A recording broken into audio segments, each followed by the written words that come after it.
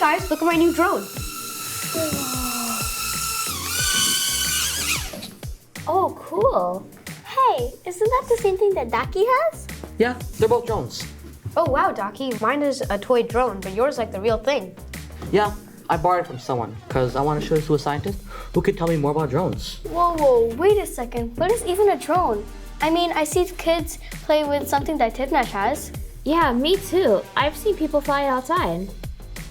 Well, isn't it just like a little aircraft, but doesn't have a person on board? Yeah, you're right, Tignesh. It's a little aircraft that doesn't have a human pilot on board. Instead, it's controlled by sensors and a remote control. That's interesting. Tell us more. Well, the best person to tell us more about drones today is our special guest. He's a defense scientist who researches and tests drones for the Canadian Armed Forces. Wow, what he does sounds so cool. I love science, and I can't wait to learn more about drones. All right, let's learn and get our questions answered by our special guest, defense scientist Jared Giesbrecht, on this episode of The Battle of the Drones!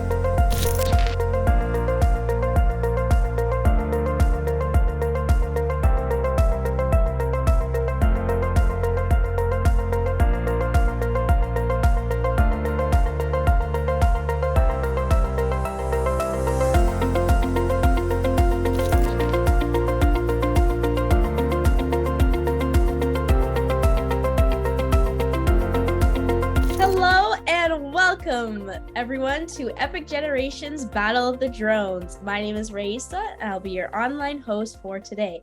Today's event is a live interaction with our special guest who's currently in Suffield, Alberta, and we're going to learn all about this cool technology on drones. So, just as a show of hands, who thinks drones are cool? I think they're cool. Our guest, okay, nice. Who's seen a drone before? Have you seen one? Okay. Who's used a drone before? I can see the hands going down. Okay, that's what we're going to learn about today. So, kids, are you ready? Let's give it up for Jared Giesbrecht. Woo! Hi, everybody. Thanks for having me. I really appreciate it. My name is Jared, and I'm a defense scientist. So I work for the Canadian Armed Forces, for the Canadian military. And my job is to test out drones, and both for how our soldiers might use drones and how our soldiers might stop drones. So I have a whole bunch of drones here of all different types here on this table here to help me talk about that. So I'm going to talk a little bit about the different technologies that go into making drones, how drones work, and how the different types of drones work. And also I'll talk a little bit about our different technologies for stopping them. And one of the ways, we're calling this the Battle of the Drones, because one of the ways to stop drones is to have one drone attack the other drone. And so that's an interesting new way that we're working towards being able to protect drones when there's some place where they shouldn't be.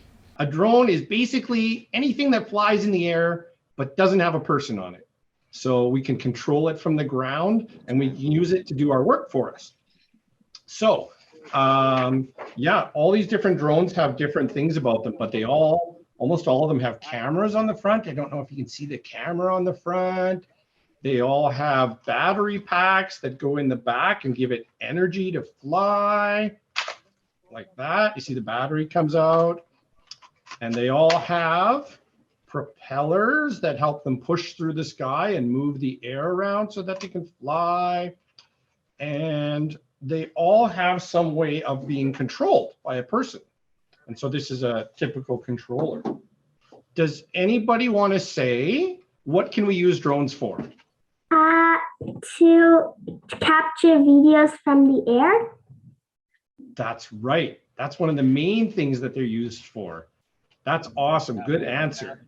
There's also some other things that we can do with drones. One is that we can use them to carry things. Not obviously a little one like this. This one couldn't carry very much. But the bigger ones, they can carry a lot more. So this is a big one that has 6 propellers on it. So it can carry a whole bunch of things. And then we get other size of drones. So can anybody tell me, are drones little or are drones big? I think that some drones are small and some drones are big. That's absolutely right. So some of them are so small we can keep them in our hands and we can fly them in our kitchens and make our parents really annoyed. And some of them are as big as airplanes. And so drones can be any size. My job is to test drones for the military, for the Canadian Armed Forces, for our soldiers that help keep our country safe. And so part of that is also that we test ways of detecting and stopping drones. So I think one of the first videos we're going to show you is a really cool video. We did some tests recently where we were shooting down drones with machine guns. So we're going to play a video that shows you what that looks like.